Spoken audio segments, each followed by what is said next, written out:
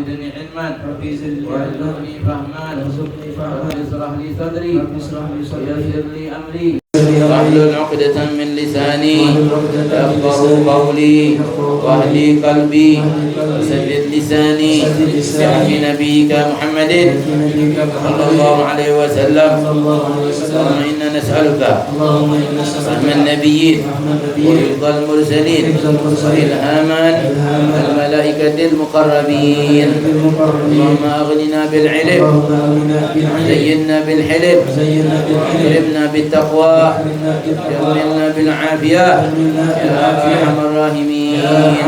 ربنا آتنا من لدنك رحمة وعلمنا من لدنك علما سبحانك لا علم لنا إلا ما علمتنا إنك أنت العليم الحكيم. وصلى الله على سيدنا محمد وعلى آله وصحبه وسلم. الحمد لله رب العالمين. الحمد لله والشكر لله والصلاة والسلام على سيدنا رسول الله محمد بن عبد الله وعلى آله وصحبه ومن والاه. ولا حول ولا قوة إلا بالله العلي العظيم. أما بعد,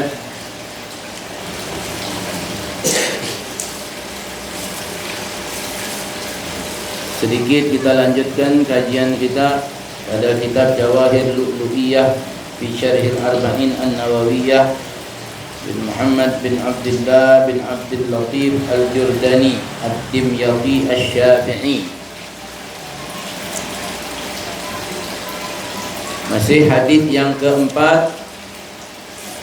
Pada pertemuan yang lalu kita sudah menerangkan tentang biografi daripada sahabat Nabi sallallahu alaihi wasallam yang bernama Ibnu Mas'ud radhiyallahu anhu, yakni Abi Abdurrahman Abdullah bin Mas'ud radhiyallahu anhu. Bagaimana sepak terjangnya, bagaimana keadaannya, yakni secara ringkas sudah kita terangkan. Kemudian juga kembali kita baca daripada redaksi hadisnya agar kita tetap mendapatkan keberkahan. An Abi Abdurrahman Abdullah bin Mas'ud radhiyallahu anhu qala haddatsana Rasulullah sallallahu alaihi wasallam wa huwa sadiqul masduq inna ahadakum yujma'u khalquhu fi batni ummihi 40 yawman nutfatan thumma yakunu 'alaqatan mithla dhalik thumma yakunu mudghatan mithla dhalik thumma yursalu ilayhi al-malaku fayanfukhu fihi ar-ruh wa yu'maru bi arba'i kalimatin bikatbi rizqihi wa ajalihi wa 'amalihi wa syaqiyyun aw sa'idun. Walladzi la ilaha ghairuhu inna ahadakum la ya'malu bi'amali ahli al-jannah hatta ma yakunu bainahu wa bainaha illa dhira'un wa yasbiqu 'alayhi al-kitab wa ya'malu bi'amali ahli an-nar wa yadkhuluha wa inna ahadakum la ya'malu bi'amali ahli an-nar hatta ma yakunu bainahu wa bainaha illa dhira'un wa yasbiqu 'alayhi al-kitab wa ya'malu bi'amali ahli al-jannah wa yadkhuluha. Rawahu al-Bukhari wa Muslim. Hadis yang keempat yang diriwayatkan dari Ibnu Mas'ud bahwa Nabi sallallahu alaihi wasallam memberitahukan kepada kita semua, dan sesungguhnya dia adalah orang yang benar dan dipercaya. Kata Nabi sallallahu alaihi wasallam, sesungguhnya salah seorang tiap-tiap manusia dikumpulkan daripada penciptaannya itu di dalam perut ibunya, yakni dia berupa sperma nutfah selama 40 hari. Kemudian setelah 40 hari nutfah itu berubah menjadi segumpal darah. Kemudian setelah itu selama 40 hari berubah menjadi segumpal daging. Jadi 40, 40, 40. 4 bulan ya. 40 120 hari. 4 bulan. Setelah dia berumur 4 bulan di dalam perut, di dalam rahim ibunya, maka Allah Subhanahu wa taala mengutus malaikat untuk apa? Untuk menghembuskan ruh. Ya, baru hidup. Setelah dikasih ruh, baru hidup. Kita ini hidup karena ada ruh. Kalau tak ada ruh, tidak hidup. Maka kita ini hidup karena ada yang menghidupkan. Yang menghidupkan Allah, Zat yang maha hidup. Hayyun la yamut, yang hidup tanpa ada mati. Kalau kita hidup karena ada yang menghidupkan, maka kita mati atas kehendak dari Zat yang menghidupkan.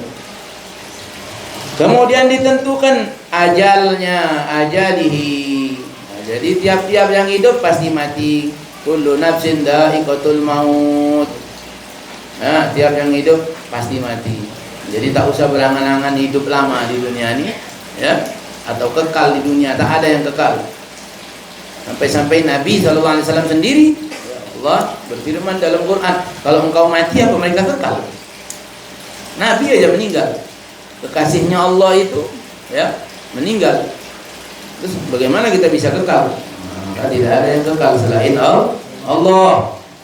Kemudian ditentukan juga amalnya, perbuatannya. Dia nanti buat ini, buat itu, buat ini. Ditentukan oleh Allah. Ya, memang hakikatnya kita ini tak berbuat, yang berbuat itu Allah.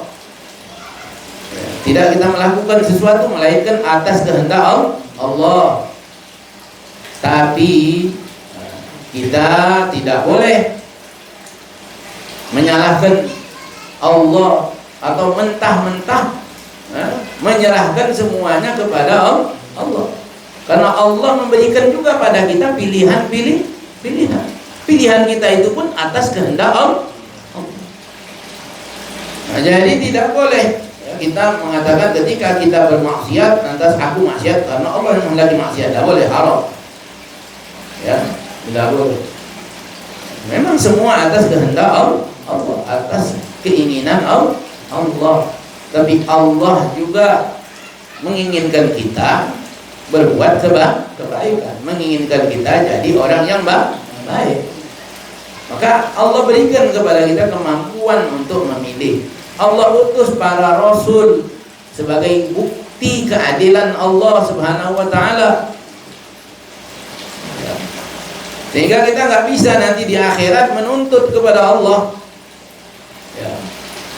Kenapa? Karena Allah sudah utus para rasul untuk memberikan keterangan. Nah, jadi mentah-mentah pasrah, ya, terutama hal-hal yang sifatnya di dalam hal kemaksiatan, maka ini tidak dibenarkan, haram hukumnya, ya, haram hukumnya. Maka juga Allah tentukan apakah dia ini termasuk orang yang celaka atau orang yang beruntung, syaqiyun au sa'id. Ya. Apakah dia ini orang yang celaka atau yang beruntung? Sudah ditentukan Allah. Ya kan? Kalau begitu, buat apa beramal kalau memang sudah ditentukan Allah? Sebagian ya orang berkata begitu. Kalau kita ini sudah ditentukan Allah jadi orang bahagia atau orang celaka, terus buat apa kita beramal? Nah, ini juga perkataan yang salah. Ya. Tidak dibenarkan. Karena apa? Karena kita nggak tahu. Kita nggak tahu kita ini ditentukan Allah jadi orang yang bahagia atau beruntung. Tahu nggak? Tidak ada yang tahu. Kalau begitu buat apa sholat, buat apa puasa, buat apa taat pada Allah? Dan justru itu, justru karena kita nggak tahu itulah maka kita teruslah beribadah, teruslah taat kepada Allah. Kenapa? Karena Allah di dalam Quran sudah memerintahkan pada kita apa? Wa ma khalaqtul jinna wal insa illa liya'budun. Ibadah ngabdi kepada Allah. Ya, meskipun kita tidak tahu kita ini nanti matinya husnul khotimah apa suul khotimah, nggak tahu. Makanya kita dianjurkan minta mati husnul khotimah. Ya Allah biha, ya Allah biha, ya Allah bihusnil khotimah. Jadi banyak-banyak baca ya Allah matikan kami ini dalam keadaan husnul khotimah. Nah, karena kita nggak tahu kita nih matinya itu nanti husnul khotimah apa suul khotimah, maka teruslah berbakti kepada Allah. Jangan putus asa, jangan ikuti bisikan syaitan. Apa bisikan syaitan? Syaitan bisikan. Tadi kan kau udah baca di majelis tadi, udah ngaji kan? Kau kan nggak tahu matinya suul khotimah apa husnul khotimah. Jadi sudahlah, nanti aja. Sekarang nikmati aja masa muda engkau. Enjoy aja. Tak payah kau ibadah banyak-banyak. Nanti kira-kira 5 tahun lagi, kalau kau kira-kira dalam hampir tua, dalam hampir bau tanah, baru tobat. Itu kata setan, kan begitu ya. Kita jangan iyakan, jangan. Kurang ajar setan tuh. Ya nggak ada setan yang baik itu, tak ada. Nggak ada setan yang mau ngajak kita ke surga, itu nggak ada. Yang ada setan tuh mau ngajak kita ke neraka. Jadi bisikan-bisikan dia itu ya menyesatkan. Jadi jangan diikuti. Jadi kalau dia mau melemahkan kita di dalam ibadah kita, tinggalkan, jangan ikutin bisikan syaitan. Ya. Kenapa? Karena kita nggak tahu kapan kita mati kan. Kalau kita iyakan bisikan tadi itu, bener juga setan nih kayaknya nih, ya kan? Kita kan nggak tahu bisikan di dalam diri kita ini ada 2, bisikan syaitan dan bisikan malaikat. Sebagaimana syaitan itu bisa bercokol di hati kita, begitupun malaikat bisa bercokol. Ya ini selalu hadir di dalam hati kita. Kadang kita nih pikiran buruk, kadang baik. Yang baik itu dari malaikat, yang buruk ini dari syaitan. Terus begitu, ya, terus seperti itu hati kita itu berbolak-balik. Nah, maka jangan diiyakan. Kalau kita iyakan, lantas kita bermaksiat, lantas kita mati dalam keadaan maksiat itu. Wal-iyadu billah. Kita berlindung kepada Allah dari yang sedemikian itu. Nah, terus bagaimana? Ya terus ibadah saja, sudah taat ya kepada Allah, ya, taat saja. Dan taatnya kita itu menunjukkan kita ini insya Allah mati husnul khotimah. Ya, ketaatan, perbuatan baik yang kita lakukan itu sebagai tanda insya Allah di akhirnya kita itu insya Allah husnul khotimah. Meskipun Nabi SAW di dalam hal ini Nabi menerangkan. Apa kata Nabi? Kata Nabi SAW, setelah tadi ditentukan dia ini menjadi orang yang celaka atau orang yang bahagia, beruntung, maka kata Nabi, demi zat yang tiada Tuhan selain dia, sesungguhnya salah seorang, kalian ini, yakni manusia, ada yang beramal. Inna ahadakum, artinya ada orang-orang, artinya tidak banyak orang seperti ini nih. Yang nampak di mata kita itu kalau orang baik, insya Allah matinya baik, benar lah. Kebanyakannya kan begitu kan? Ya. Tapi Nabi mengatakan ada orang yang waktu hidup beramal baik, sehingga antara diri dia dengan surga itu tinggal 1 jengkal. Tapi ketentuan Allah sudah mendahului dia sudah ditentukan jadi orang yang celaka. Sehingga di akhir hayatnya dia melakukan perbuatan yang buruk, melakukan perbuatan ahli neraka, maka akhirnya dia dimasukkan ke dalam neraka.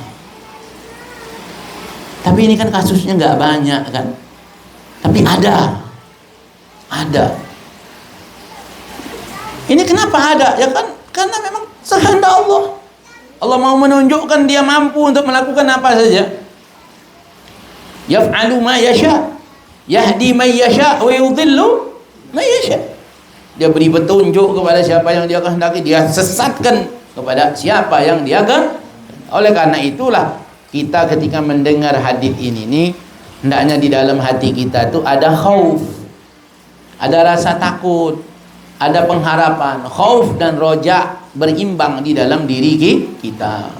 Kalau kita sekarang ini sudah beramal soleh, sudah baik, maka hadirkan rasa takut. Jangan-jangan kita ini matinya su'ul khotimah, takut. Sehingga kita tidak bangga dengan amal kebaikan yang kita lakukan.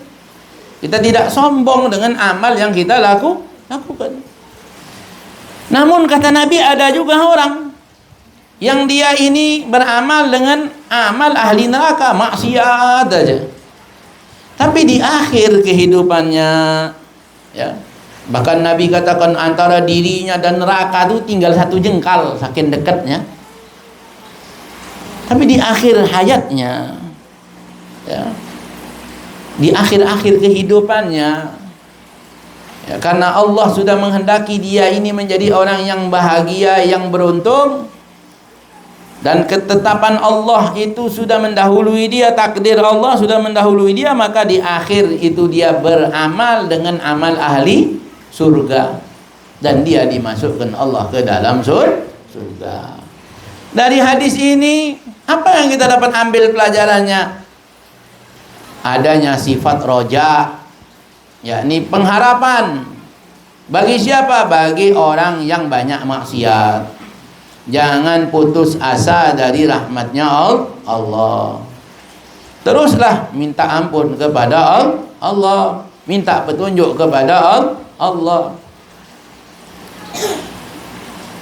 Nah, ma'asyiral hadirin wal hadirat rahimani wa rahimakumullah. Kalau kita perhatikan, ya, yang banyak di luaran sana itu, yang banyak itu orang beramal baik, itu matinya baik kan, kebanyakan itu kan. Kalaupun ada yang beramal baik kemudian matinya buruk, bahkan kadang-kadang belum mati sudah nampak keburukannya. Ada orang bahkan pulang umroh murtad dia. Nah, kemarin anda terlihat sepintas itu, ya, ada perempuan, ya, waktu dia pulang umroh dia masih galau, dia mungkin punya masalah. Dia bertanya kepada hatinya, apa kata dia di dalam hatinya, ya, kalau memang begini dan begini, ya, dia berharap ke Tuhan yang lain, bukan berharap kepada Allah. Dia mencari kebenaran melalui Tuhan yang lain. Akhirnya apa? Syaitan beraksi. Dia wujudkan itu keinginan orang ini. Akhirnya dia keluar dari Islam. Waliyadzubillah. Hati-hati. Ya, hati-hati. Ya, ini bisa terjadi kepada siapa saja. Dan kita minta kepada Allah agar Allah kuatkan iman kita, yakin kita kepada Allah. Yang kebanyakan yang kita lihat di luar sana itu kan justru yang maksiat, kemudian taubat, kemudian mati dalam keadaan itu yang banyak kan, benar nggak? Ya. Nah, maka kita jangan putus asa, ya. Maka ya, tetaplah kita menjadi baik, berbuat baik. Jangan ikuti bisikan syaitan untuk kita berhenti dari kebaikan. Nah, kemarin sudah kita terangkan bagaimana biografi Ibnu Mas'ud. Ya, nah, bagaimana beliau wafatnya, yaitu di umur 56 tahun, ya, 56 tahun beliau wafat, Ibnu Mas'ud, ya. Kemudian dimakamkan di Baqi, di Baqi. Maka kalau kita ziarah ke Baqi itu ada tertib Fatihahnya itu, ya. Itu disebut nama-nama sahabat di situ. Kalau tidak ya sudah, niatkan saja untuk menghadiahkan bacaan suratul Fatihah, yakni kepada para sahabat yang dimakamkan di Baqi. Nah, itu. Ya, kita kan kalau pagi biasanya itu habis kita dari Raudhah atau habis kita sholat subuh di Madinah itu, bahasa kita lepas dari situ tuh ziarah Nabi langsung ke belakang kan, ya, ziarah Nabi, ya, ziarah Sayyidina Abu Bakar, Sayyidina Umar, ya, kemudian kita ke belakang ziarah ke Baqi, ya, ziarah ke Baqi. Di Baqi itu ya keluarga Nabi di situ, ya, dan sahabat-sahabat Nabi. Sayyidina Utsman di Baqi, ya, di Baqi Sayyidina Utsman di belakang paling ujung. Nah, dulu nggak masuk Baqi tapi digeser, ya, Baqi itu diperluas. Nah, masuk. Jadi kalau kita ziarah paling belakang sana tuh, nah itu Sayyidina Utsman. Nah, baik. Jadi ziarah, ya, tidak dilarang di Mekah itu ziarah, di Madinah nggak dilarang. Di Mekah ziarahnya ke Ma'la, ya, di Ma'la ada juga, ya, tempat kita yang bisa kita ziarahi. Nah, baik. Kemudian alaqah, ya tadi, ya, sperma. Ya, sperma itu selama 40 hari. Ya. Ya, dia menggantung, alaqah, ya. Dia menggantung. Kemudian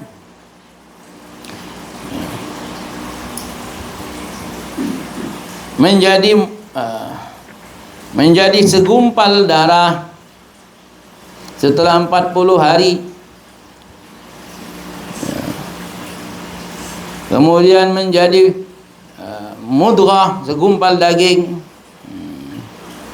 Dan di sini diterangkan bahwa khalqah, ini sperma tadi ada di rahim, berjumpa dengan telur, ya, telur atau, ya, spermanya wanita, ya, berjumpa, tidak bergabung selama 40 hari, cuman bertemu aja, ya, belum bergabung selama 40 hari. Baru setelah 40 hari berikutnya baru yang perempuan masuk kepada sperma, telurnya perempuan atau spermanya perempuan masuk kepada spermanya laki-laki, baru dia menggabung selama 40 hari menjadi segumpal darah, akhirnya berubah setelah itu menjadi segumpal daging. Di mana? Di rahim.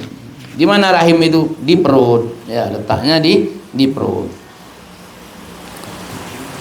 Nah, begitulah, ya, begitulah keterangan daripada hadis ini, ya, yang mana hadis ini bisa kita ambil pelajarannya, di mana hendaknya kita jangan sampai sombong.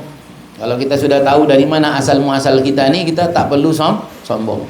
Kita ini dari air mani. Air mani itu diambil daripada saripati tanah, ya, dari saripati tanah yang bau, ya, bau.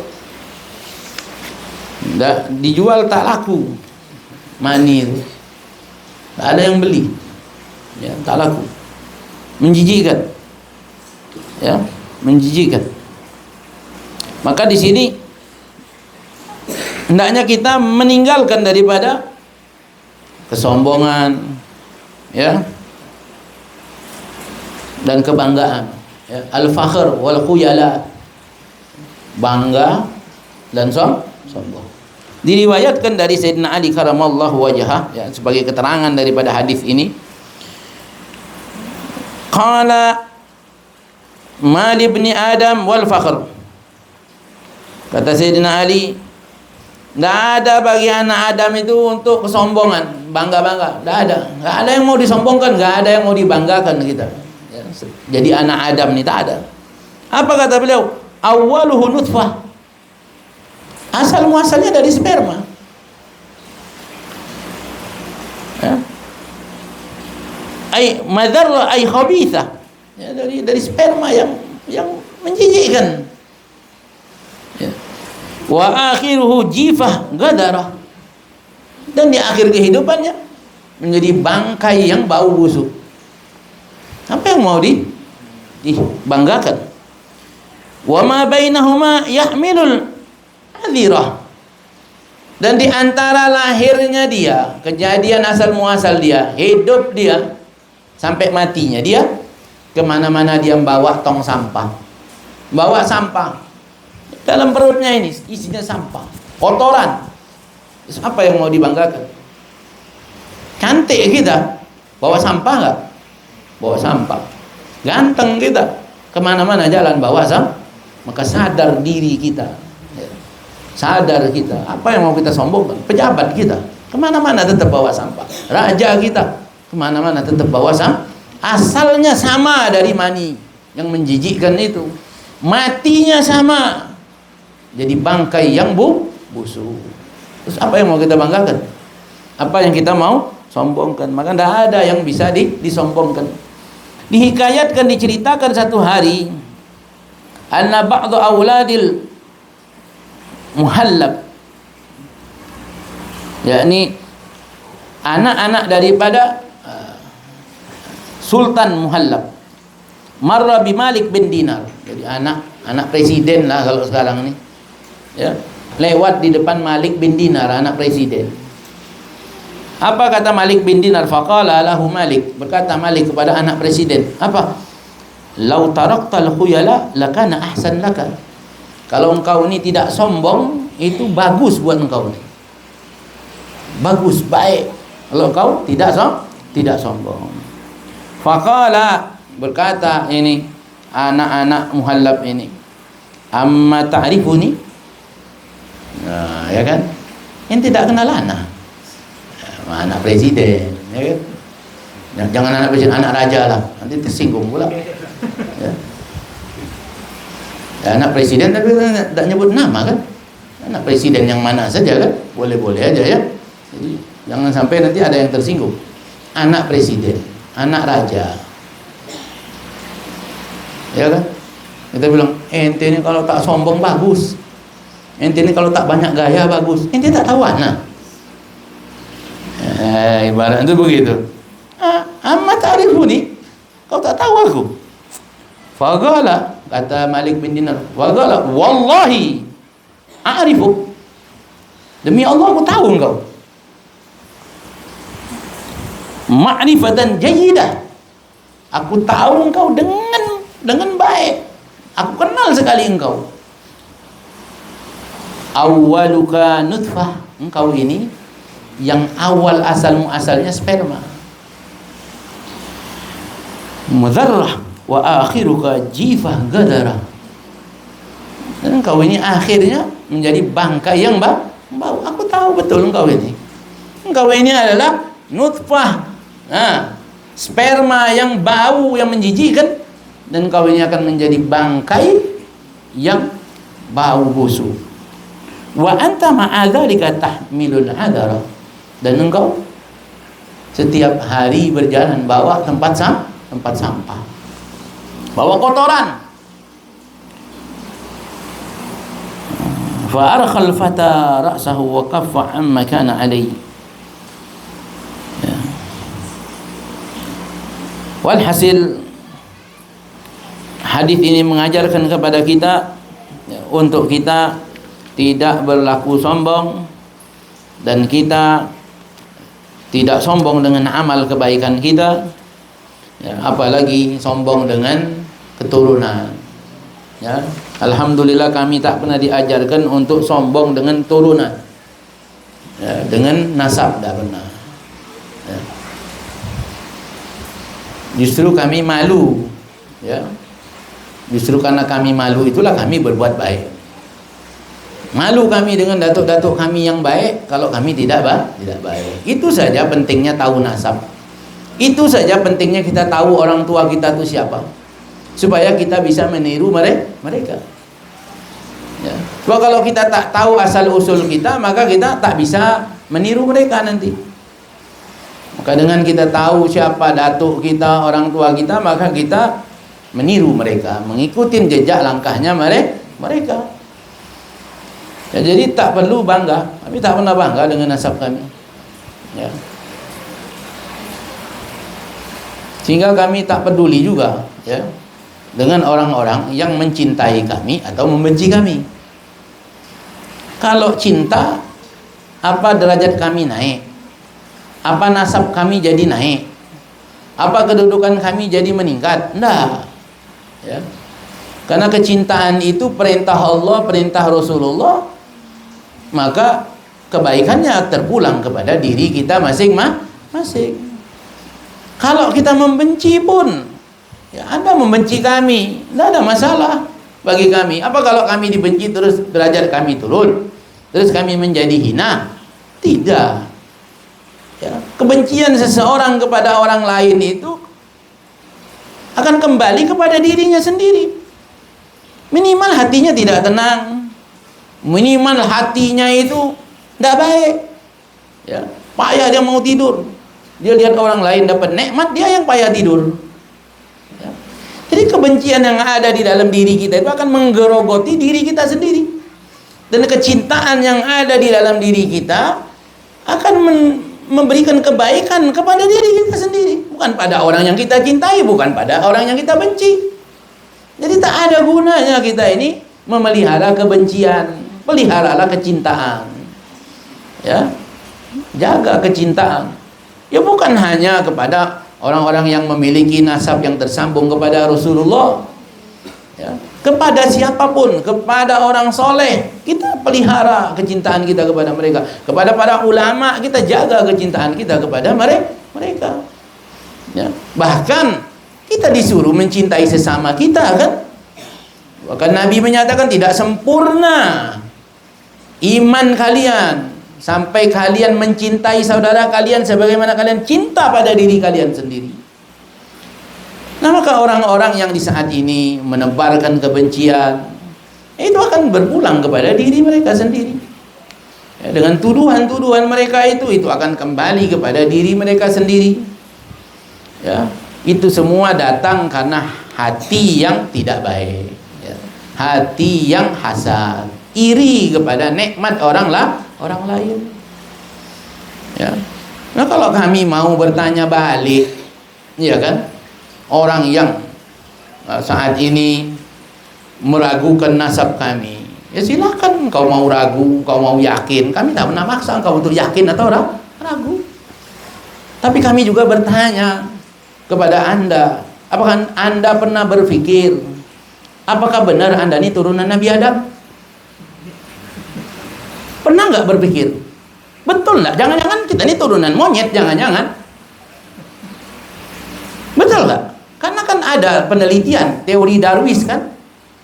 Apa jangan-jangan benar nih Darwin? Nah, jangan-jangan si Darwin ini benar. Pernah nggak mikir? Pernah nggak tes DNA? Benar nggak? Sama nggak DNA kita sama DNA Nabi Adam? Pernah ngetes? Nah, kenapa enggak ragukan diri ente sendiri? Kenapa ente meragukan nasab orang?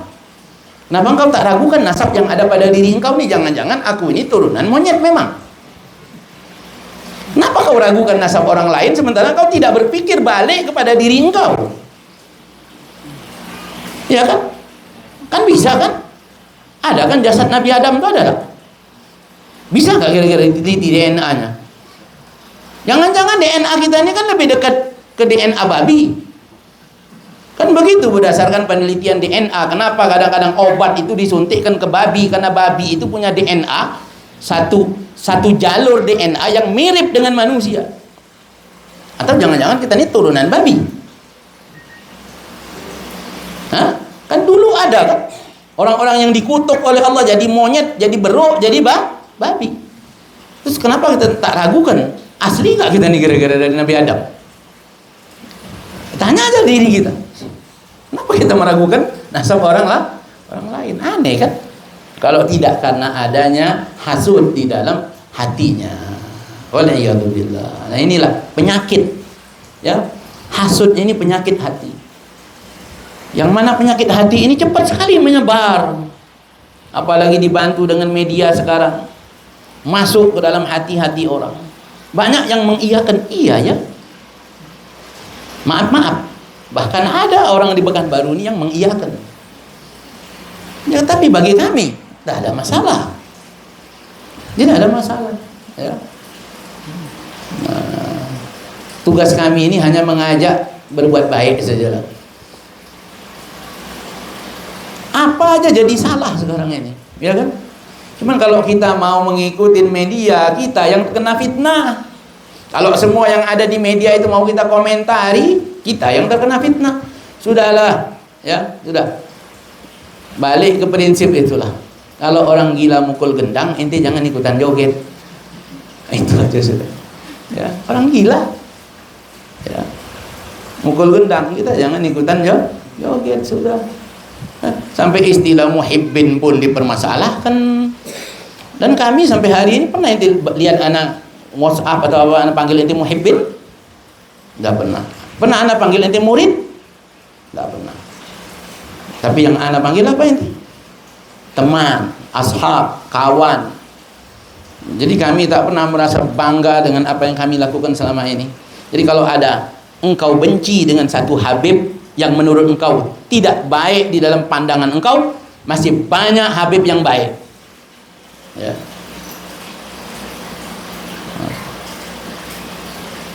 Yang kami sedihkan itu bukan apa-apa. Yang kami sedihkan itu bukan soal dia menebar fitnah ke sana kemari, bukan. Yang kami khawatirkan itu keadaan dia nanti di akhirat seperti apa.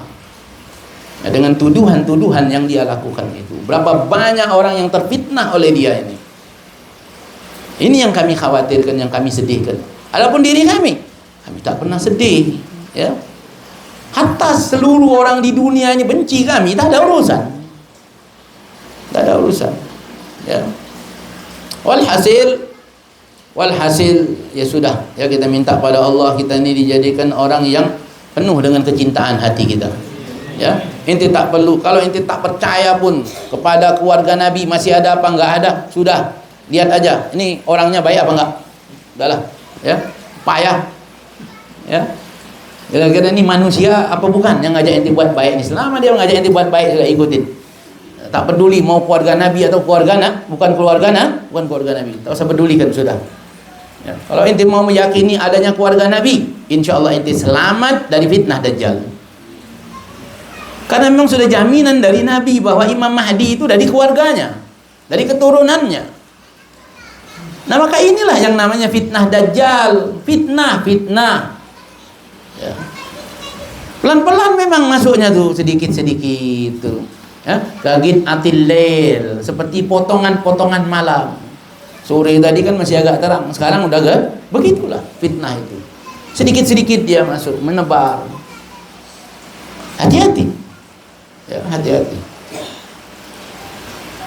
Kalau kita tidak meyakini adanya keluarga Nabi, ya, maka nanti ketika Imam Mahdi hadir di tengah-tengah kita, maka kita akan mengatakan tidak ada keluarga Nabi. Tidak ada keluarga Nabi. Dah, berarti kita ikut sama Dajjal. Nah ini wal'iyadzubillah, ya kita berlindung kepada Allah. Semoga kita ini menjadi pengikut Imam Mahdi, amin. Semoga Allah jagakan kecintaan di dalam hati kita semua, amin. Ya Rabbal Alamin. Ana rasa itu saja ya, majelis kita malam ini. InsyaAllah nanti kita lanjutkan ya, di dalam pembacaan syarah Ratibul Haddad.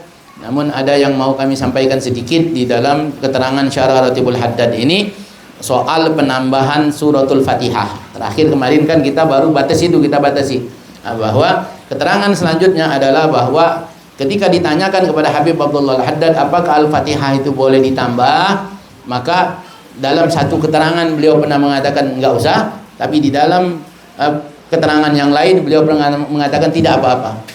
Nah, boleh, jadi boleh ditambah, tapi dikatakan ya mencukupkan 4 Fatihahnya di dalam Ratibul Haddad itu lebih baik. Nah kemudian ketika kita datang di dalam satu majelis di mana di situ sudah dimulai pembacaan Ratibul Haddad, ya sudah dibaca, maka kita yang baru datang ikutin saja. Sebagaimana kalau kita sholat kan, ketika kita mendapati imam sholat, maka kita ikutin imam.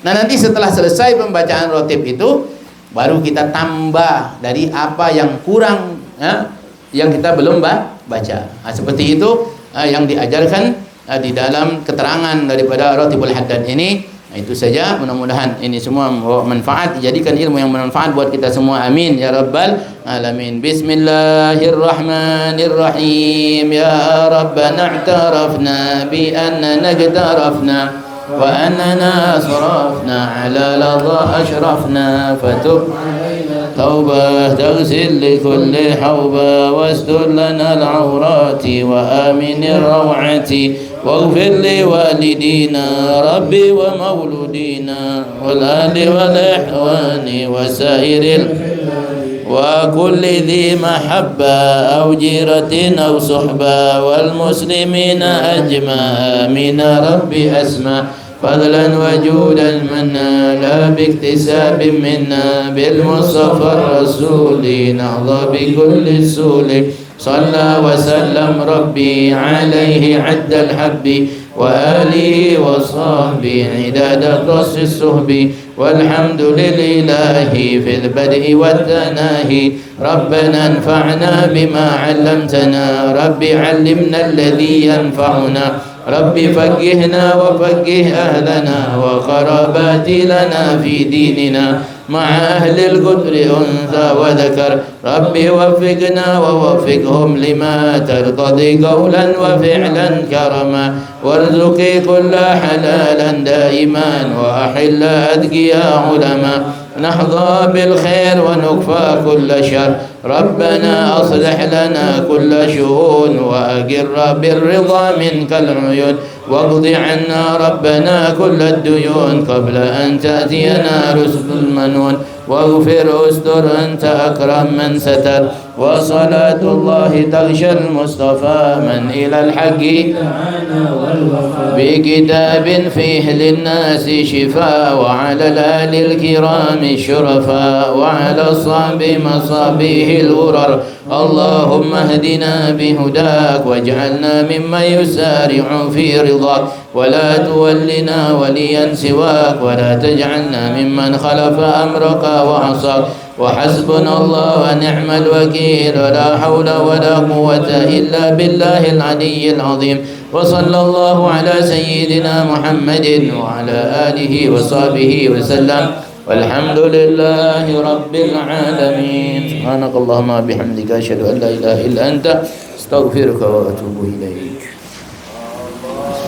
اللهم صل وسلم على سيدي وحبيبي وطبيب القلب وجسدي وروحي سيدي رسول الله محمد ابن عبد الله صادق الأمين وعلى آله وصحبه أجمعين اللهم صل وسلم على سيدي وحبيبي وطبيب القلب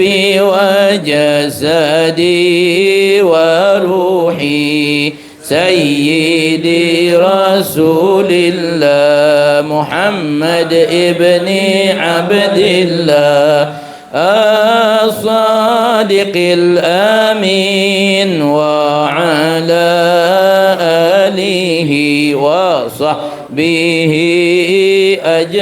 أجمعين اللهم صل وسلم على سيدي وحبيبي وطبيب القلب وجسدي وروحي سيدي رسول الله محمد ابن عبد الله الصادق الأمين وعلى آله وصحبه أجمعين اللهم صل وسلم وبارك عليه وعلى آله